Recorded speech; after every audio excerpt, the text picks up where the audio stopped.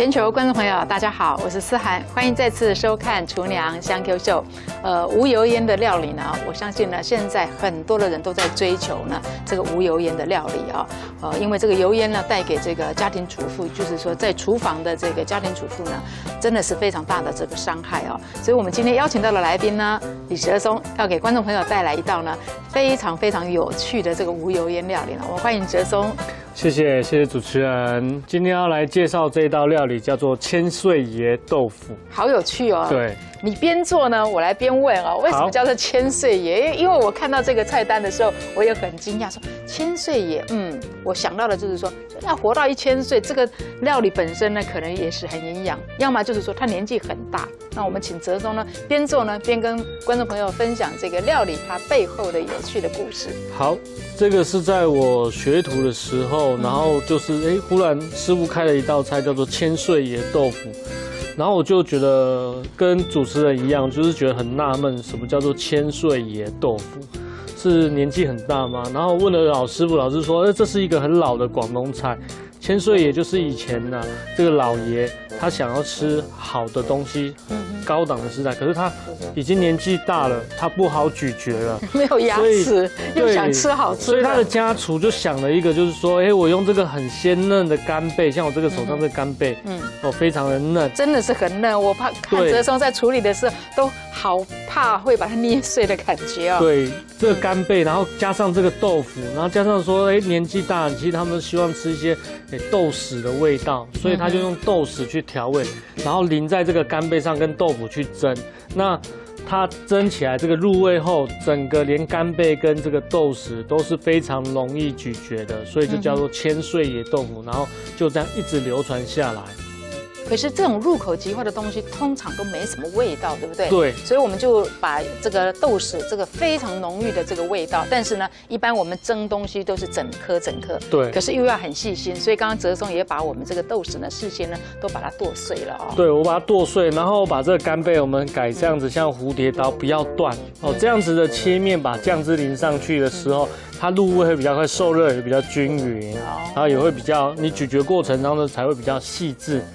那接下来我们要在这个豆腐上面，我们用板豆腐，板豆腐的味道比较好，所以我们在上面我们淋上一点点，撒上一点点的这个太白粉，增添它一点粘性。免得待会会滑。你一蒸好之后呢，对，又变得不漂亮了啊。虽然是这个老爷子哦，但是呢，也要让他觉得看起来呢很有食欲哦。因为一般来讲，说真的，年纪大的人呢，有食欲已经很不错了哈。所以我们尽量呢，这么清淡的东西呢，要给他一点呢，就是说不要说，我待会儿这个全部只看到豆腐，对，干贝都滑到那个盘子底下去了哦。对，我们就把这样子把干贝把它放上来，那干贝等下会收缩，所以你现在看到是有点拥挤的，没有关系。好，接下来我们就要来调它的酱汁了。酱汁我会用这个叫做豆豉哦，豆豉我们先加入1匙。豆豉我们一次可以调多一点，因为有时候你调一点点，你不好去控制那个量，所以我们调多一点，你可以把它冰起来，你可以炒菜也可以用，炒像我们炒一些肉丝，也可以拿来当一个豆豉酱来用，又是下饭的一道好菜。对，然后我们这边有蒜酥，好，很多观众朋友会说，蒜酥会不会很难做？我们有一集节目呢，其实也在教大家怎么做这个蒜酥哦。因为蒜酥在炸的话，其实它磨配薄啦，就是要有耐心，要有耐心，慢慢的。对，慢慢的哈，把切碎的这个蒜末呢，去炸哦。但是就是因为炸这个葱酥啦、蒜酥啦，都要小火慢慢去推它啦，否则你太急的去推它就容易焦。尤其它越细的一些食材，蒜蓉啊，这些都是。好，那我在碗里面我加了姜末跟辣椒末，还有葱花。葱花我们留一点，等一下还要再用。然后我们来调味，调味就是蚝油。这个蚝油也是哦，我们在做粤菜的时候几乎呢必备了哈。像我们台湾人喜欢用所谓的导游哥，对，但是两个味道风味其实是不太一样。然后这个是酱油，加入2匙。然后这个是老抽。老抽就是深色的酱油，因为豆豉酱不能太白，尤其我们等一下蒸了，它会遇到一个水汽，所以不能太白，所以我们加入这个老抽，先把它搅拌一下。好，接下来我加入绍兴酒，搅拌均匀。然后我要加点糖，因为刚才都是咸的一个调味料，所以我们要加点糖，去缓和一下，不会那么稀咸。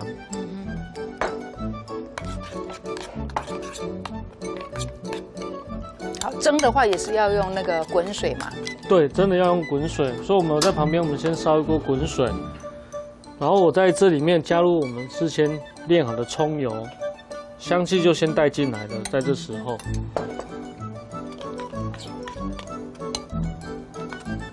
那我们在蒸的时候，它是不是会有水汽？所以我们要在这个酱汁里面加什么？加一点点的太白粉，让它有点稠状，才不会一蒸的话全部泄下去了。尤其是我们的豆腐也会出水，干贝也会出水，对，全部都是会出水的食材，所以我们就要在里面先加入一点点太白粉，在酱汁里面。这也是说，为什么我们在餐厅你会觉得，我们做出来的色香味都会具备，可是在家里妈妈不知道说，原来是太白粉是下在这里面。这个就是老师没有教的事啦。对。我们把它淋上去。放在干贝中间，开刀的那个我们改没有断的那个部位，就是我们淋酱料的部位。因为它又有一点凹陷嘛。对，然后左右要留一点点，这样不要你全部都给它弄上去，就变整个脏脏的就不好看了。这个也真的是老师没有教的事。要是我们在家里没有看节目的话，就是全部都淋上去，然后待会儿就黑黑压压的一片，就不漂亮。老爷子就说我没有食欲。好，水滚了。我们把这个豆腐跟这干贝把它放到蒸锅里面去，我们用大火蒸它，蒸大约差不多5分钟左右的时间，5到6分钟。当然蒸的这个时间就依照说你家里的那个蒸笼的火的大小，但干贝不要蒸得过头，过头的话就会容易干掉，就不好吃了。好，我们在等蒸这个干贝的时候，我们要来处理它的一个配菜。我这边就是用那个青江菜，我们把它修得像一朵花。我以为是芥兰呢。对，这是青江菜。我们在锅中加入水，我们锅中加入点水，然后一点点的调味盐、糖，然后加入葱油，来简单的烫一下这个青菜，一样加入我事先做好的这个葱油。让它有点光泽，有点香气，也会去除掉这个青菜的一个青涩的一个味道。青江菜它长得就像那个藤席芽菜，就长得像汤匙一样。对，没有想到我们折松呢，把它变成像一朵含苞待放的这个花哦。好，简单的汆烫，我们把它取出来，等下就是放在豆腐旁边，做一个配菜。好，5分钟时间过很快，我们的这个干贝应该是熟了，我们把它转小火，转小火你在拿的时候比较不容易烫到。打开蒸笼，